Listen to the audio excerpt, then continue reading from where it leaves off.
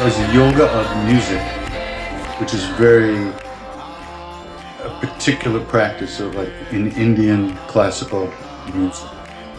There are particular rules and ways that you play something to invoke certain feelings, and depending on your ability to concentrate, you can invoke these moods through the music. However, with yoga, means union with your true nature, with God, with the universe, with your soul becoming, recognizing its oneness with all beings. Music and yoga, that would be part of chanting, that would be part of kirtan, which is the repetition of what they call the names of God. And this is a practice that's been done for a long time in many different ways. The names of God are mantras that invoke this deepest place within us. And when you use music along with those mantras, it helps you connect and it helps you pay attention. But music by itself is not enough, in my opinion. If it was enough, every musician would be happy, and they're not. So it's a combination of music opening our attention span and helping us pay attention to these mantras, which are the names of your own true nature, names of God. And in so doing, we're planting the most positive, purest seeds we could plant in our own mind stream.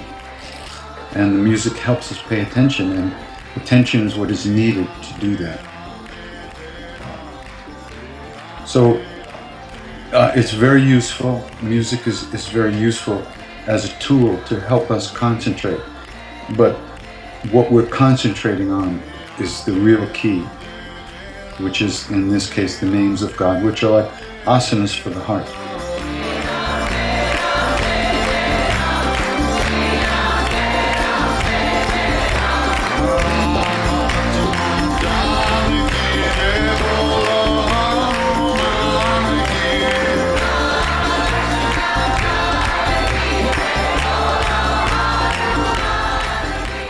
Chanting, any yoga practice, whether it's meditation, chanting, or asana practice, or pranayama, aside from the actual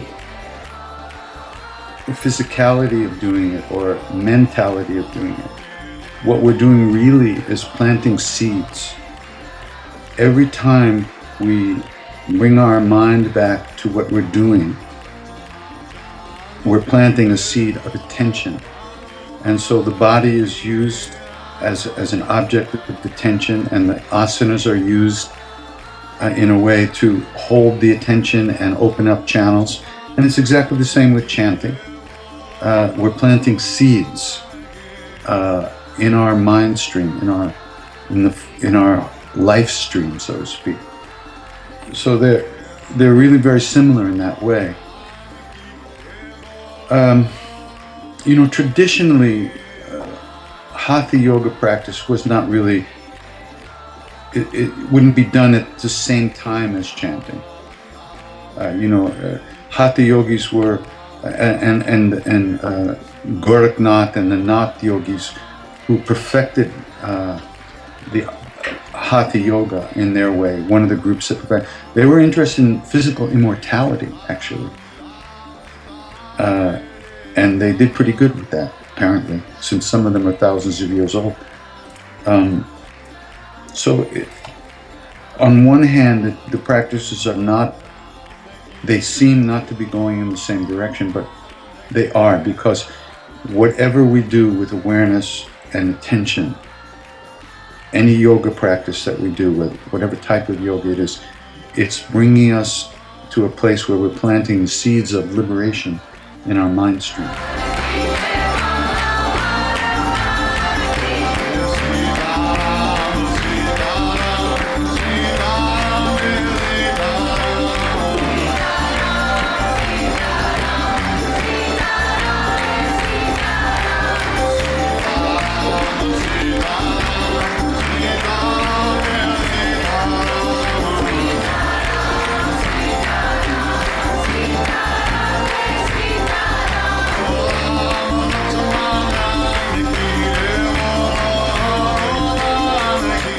mantra practice and the practice of japa, the repetition of the name, is said to be for this age, and I don't know what this means. I'm just repeating what I've heard a million times. The repetition of the name is said that in this age, this is the easiest, most effective way to attain purity of heart and an openness and finding something real in life. And that's pretty much the angle I come at this through, is the practice of the repetition of the names.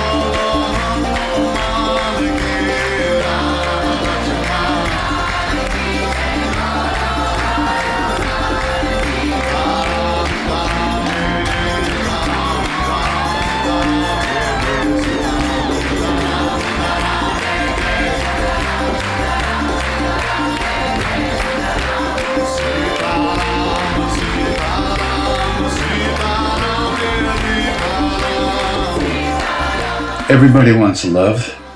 Everybody wants to feel love. Everybody wants to be able to love.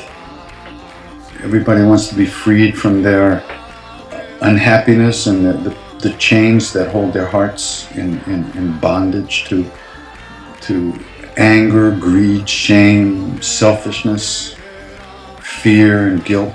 We all want to be free from those things, and along comes these practices to us in the West that promise just that, you know. And even though most of us kind of get into it in a very self-centered way, the practice itself can help us through that.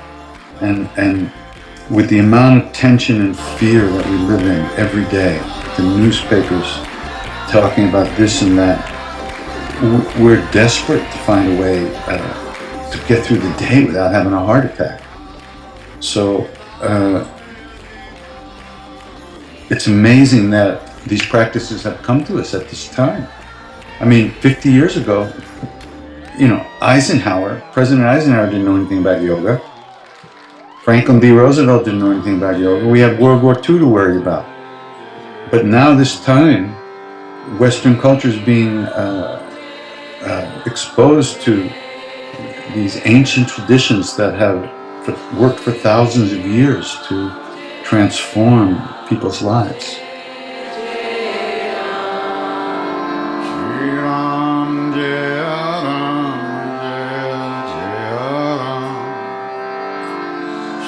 Ram